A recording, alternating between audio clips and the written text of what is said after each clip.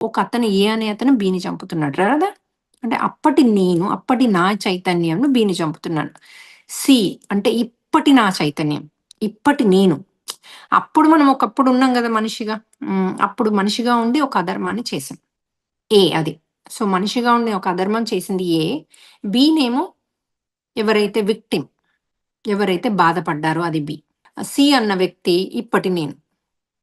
So, ఈ C watch చేస్తా ఉన్నాడు ఏ చేసే పని. బినేసి కొట్టేస్తున్నాడు గదా! సో, ఈ సి ఏం చేస్తుంది? చూస్తూ ఉంది. చూస్తూ ఉండొద్దు మనం. దీన్ని ప్రాక్టీస్ జేయాలి ఎవ్రీ డే. ఈ సి అనే అతను ఎళ్లి బికి అడ్డుగా ఉండాలి. ఉండి ఈ సి ఈ ఏ వచ్చి దీన్ని చేయబోతూ ఉంటే ఈ సి అనే అతను "నువ్వు నన్ను దాటిపో.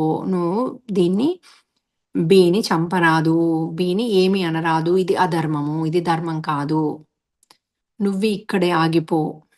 నువ్వు చేసే పని తప్పు. నీకేం కావాలో చెప్పు నేనిస్తాను అని చెప్పాలి మనం. అని ఇక్కడ ఈ సి అనాలి. సి అంటే నేను అనాలి.